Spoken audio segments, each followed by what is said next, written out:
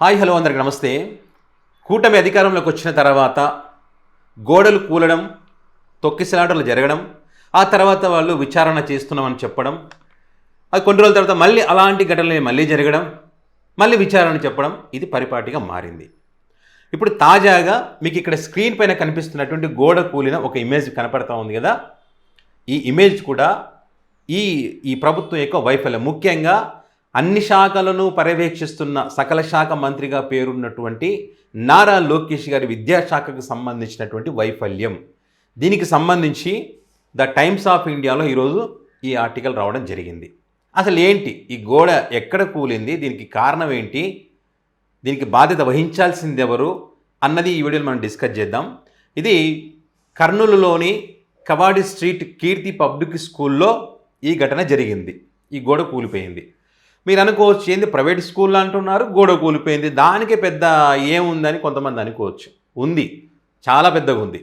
ఏం జరిగింది ఇక్కడ అంటే, ఈ కీర్తి పబ్లిక్ స్కూల్కి 10 మంది విద్యార్థులు ఆలస్యంగా వచ్చారంట. ఆలస్యంగా వచ్చినప్పుడు కొంతమందిని అక్కడ ఆ గోడ పక్కన నిలబడమని చెప్పారంట. ఆలస్యంగా వచ్చినందుకు పనిష్మెంట్ కింద నిలబడ్డారు. నిలబడితే బలహీనంగా ఉన్నటువంటి ఆ గోడ కూలి ఆ విద్యార్థుల పైన పడింది. ఆసుపత్రికి తీసుకెళ్తున్న క్రమంలో ఒక విద్యార్థి మరి మధ్యలోనే చనిపోవడం జరిగింది. మిగతా విద్యార్థులకు గాయాలైన ఆసుపత్రిలో చికిత్స పొందుతున్నారు. వాళ్ళకు కొంచెం ఎలాంటి ఇబ్బంది అయితే లేదు, ఆ దేవుడి దయ వల్ల. ఓకే, ఇది జరిగిన తర్వాత వెంటనే నారా లోకేష్ గారు స్పందించి, ఇలాంటి ఘటన జరగడం దురదృష్టకరం, వీరికి మెరుగైనటువంటి వైద్యాన్ని అందించండి, అదేవిధంగా జిల్లా అధికారులు వెంటనే ఈ సురక్షితమైనటువంటి మనం ఏదైతే సేఫ్టీ ఆడిట్కి సంబంధించిన నియమ నిబంధనలు ఉంటాయి కదా, వాటికి సంబంధించి పర్యవేక్షణ చేయండి అని చెప్పి అధికారులకు ఆదేశాలు జారీ చేశారంట. ఓకే, అర్థమైందా? ఇప్పుడు అధికారులకు ఆదేశాలు జారీ చేశారు అంటే ఇన్ని రోజులు వాళ్ళు ఏ పని చేయలేదు, ఆడిట్ చేయలేదనే కదా, సేఫ్టీ ఆడిట్ అనేది చేయలేదనే కదా దీని అర్థం. మనం అధికారులకు రాకముందు ఈ విద్యా వ్యవస్థ గురించి ఏ రకంగా మాట్లాడాం, అధికారులకు వచ్చిన తర్వాత మనం ఏం చేస్తూ ఉన్నాం, పూర్తి ప్రక్షాళన చేస్తామని మనం చెప్పిన క్రమంలో మరి ఈ విద్యా వ్యవస్థలను ప్రక్షాళన చేస్తే ఇలాంటి పరిస్థితులు ఎందుకు వస్తాయి? ఇది ప్రైవేట్ స్కూల్ కదబ్బా, అట్టెట్లా లోకేష్ గారికి సంబంధం అని అంటారు. ప్రైవేట్ స్కూల్ అయినా, ప్రభుత్వ స్కూల్ అయినా, ప్రైవేటు సంస్థలైనా, ప్రైవేట్ కంపెనీలైనా ఖచ్చితంగా ప్రభుత్వం యొక్క బాధ్యత ఏంటి, సేఫ్టీ ఆడిట్ అనేటువంటిది ఒకటి ఉంటుంది.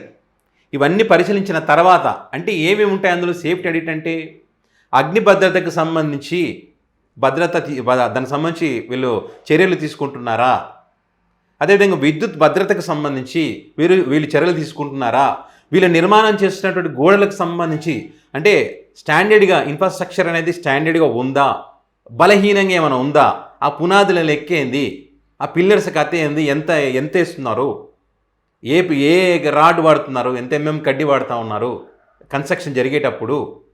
సో మరి విద్యార్థులు వచ్చిన తర్వాత మరి కూర్చోవడానికి ఆ స్కూల్ యొక్క పరిస్థితులు ఏంటి, మరుగుదొడ్ల యొక్క పరిస్థితులు ఏంది, అతి ముఖ్యమైనటువంటిది ఏంటిది ఇక్కడ ఎమర్జెన్సీ ప్లాన్ ఉందా, అంటే భూకంపాలు వచ్చినప్పుడు కానీ, వరదలు వచ్చినప్పుడు కానీ, ఇలాంటి అకస్మాత్తుగా ఏదైనా జరిగితే వాటికి సంబంధించి ఏమైనా ప్లానింగ్స్ ఉన్నాయా, అంటే మరి అదేవిధంగా ఇలాంటి జరిగినప్పుడు టీచర్లు ఏ రకమైనటువంటి చర్యలు తీసుకోవాలి, వారికి ఏమైనా శిక్షణ ఇచ్చారా, ఇవన్నీ ఉంటాయి. స్కూల్కి కానీ, ప్రైవేట్ కంపెనీలు కానీ, ప్రభుత్వ స్కూల్ అన్ని ప్రతి దానికి ఇవన్నీ ఉంటాయి. ఎందుకంటే ప్రైవేట్ స్కూల్ నడుపుతున్నారంటే దానికి లైసెన్స్ ఎవరు ఇస్తారు, గవర్నమెంటే ఇస్తుంది.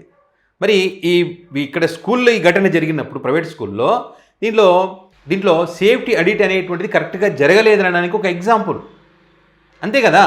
మీరు లైసెన్స్ ఇచ్చిన మా పని అయిపోయింది కాదు, ముందే ఇవన్నీ మేము వాళ్ళ దగ్గర సర్టిఫికేట్ తీసుకున్నాం, వాళ్ళు రిపోర్ట్ ఇచ్చారు సేఫ్టీ స్టాండర్డ్కి సంబంధించి అని చూసుకోవడం కాదు, రెగ్యులర్గా విజిట్ చేయాలి.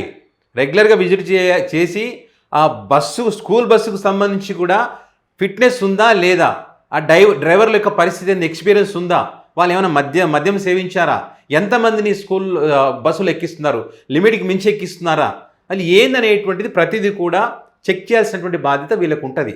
సురక్షితమైనటువంటి నిర్ణయాలు అంటే విద్యార్థులకు సురక్షితమైనటువంటి వాతావరణం అక్కడ ఉందా లేదా, ఇది ప్రభుత్వం యొక్క బాధ్యత, ఈ స్కూళ్ళకు సంబంధించి విద్యాశాఖ యొక్క బాధ్యత.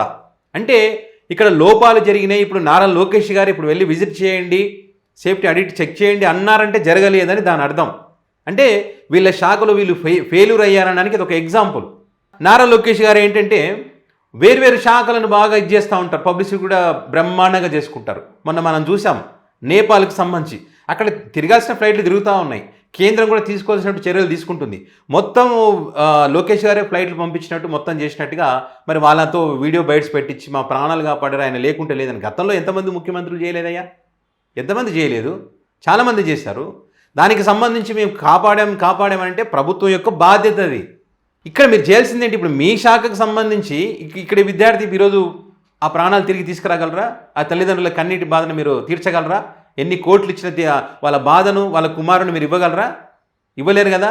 సేఫ్టీ అనేది ఇక్కడ చూడాలి కదా. మీరు మీ శాఖలో మీరు కరెక్ట్గా చూసుకోకుండా వేరే దాంట్లో వేలు పెట్టి సకల శాఖ మంత్రి అని గతంలో మనం వేరే వాళ్ళను, ఇప్పుడు మనం చేస్తున్నది అదే కదా, మొత్తం మనమే. అంటే ఇలాంటి ఘటనలు జరుగుతున్నట్టే అధికారులు సరిగా పని చేయలేదనే కదా. అధికారులు సరిగా పని చేయలేదంటే మరి విద్యాశాఖ మంత్రి కూడా సరిగా పని చేయనట్టే కదా. ఇప్పుడు నిన్న చంద్రబాబు నాయుడు గారు చెప్పారు, శాఖలు మున్సిపల్ శాఖ ఫెయిలూరు, రెవెన్యూ శాఖ ఫెయిలూరు, హోంశాఖ ఫెయిలూరు అన్నీ చెప్తా ఉన్నారు. మరి విద్యాశాఖకు సంబంధించి చెప్పలే. కొంతమంది అనుకోవచ్చు ఏంది ఒక్క విద్యార్థే కదా, 5 మందికి గాయాలనే బాగానే ఉన్నారు కదా, చిన్న గోడనే కదా, ప్రైవేట్ స్కూల్ కదా అనేటువంటి మూర్ఖులు కూడా ఉంటారు. ఇది అదృష్టవశాత్తు ఒకరే అడున్న 10 మంది పిల్లల్లో అందరికీ ఏదైనా జరగరానిది ఏదైనా జరిగి ఉంటే ఏంది పరిస్థితి? ఏముందిలే, మనం తిరుపతిలో అంత పెద్దగా జరిగితేనే మనం లైట్ తీసుకున్నాం, సింహాచల అప్పన్న ఆలయం దగ్గర జరిగితే కూడా లైట్ తీసుకున్నాం, మనం ఏం జరిగినా లైట్ తీసుకుంటాం. అంతేందుకు పుష్కరాలప్పుడు అంత పెద్ద ఎత్తున జరిగితేనే జరగవా, భూకంపాలు రావా, ఇది రాదా అన్నాం. మనకు పేదల ప్రాణాలన్నా మనుషుల ప్రాణాలన్నా లెక్కలేదు. ఎంత మొత్తుకున్నా ఉపయోగం లేనటువంటి పరిస్థితి. ఇప్పుడు అధికారంలో ఉన్నారు కాబట్టి వీళ్ళు అధికారంలో ఉన్న రోజులు భరించాల్సిందే. కాకపోతే ఏంటంటే ఇలాంటి జరిగినప్పుడు బాధ అనిపిస్తుంది. కనీసం విద్యార్థుల తల్లిదండ్రులు ఖచ్చితంగా వాళ్ళు ఏదో కేసు పెట్టామనో లేకపోతే ఏదో డబ్బులు ఇస్తామనో దాని లొంగకుండా ఇలాంటి స్కూళ్ళల్లో, ప్రైవేట్ స్కూల్లో కానీ ప్రభుత్వ స్కూల్ కానీ జరగకుండా ఉండాలంటే వాళ్ళు కూడా చాలా సీరియస్గా కేసులు నమోదు చేసి న్యాయస్థానాలను ఆశ్రయించి ఈ ప్రభుత్వం యొక్క వైఫల్యాలను గట్టిగా ఎండగట్టాల్సినటువంటి అవసరం ఉంది. ప్రభుత్వ పాఠశాలలో అదే పరిస్థితి. విద్యార్థులు వాళ్ళే మరుగుదొడ్లు కడుకుంటున్నారు పాపం. వాళ్ళే అక్కడ ఇసుకలు మోసి సిమెంట్ మోసి వాళ్ళే గోడలకు మట్టి పోస్తూ ఉన్నారు. చాలా చూస్తూ ఉన్నాం కదా. విద్యార్థుల చేత పనులు చేసినటువంటి, కూరగాయలు కట్ చేసినటువంటి పరిస్థితి ఎక్కడ ప్రక్షాళన జరిగింది సార్? ఎక్కడ జరిగింది? సో ఇది జరిగింది. ద టైమ్స్ ఆఫ్ ఇండియాలో అయితే వచ్చిందంటే నేషనల్ లెవెల్లో మన విద్యాశాఖకు సంబంధించి మరి ఈ రకమైన పరిస్థితి ఉందని చెప్పి ఈ చర్చ అయితే జరుగుతూ ఉంది. సో మరి దీనికి సంబంధించి మీ అభిప్రాయాన్ని కామెంట్ రూపంలో పెట్టగలరు.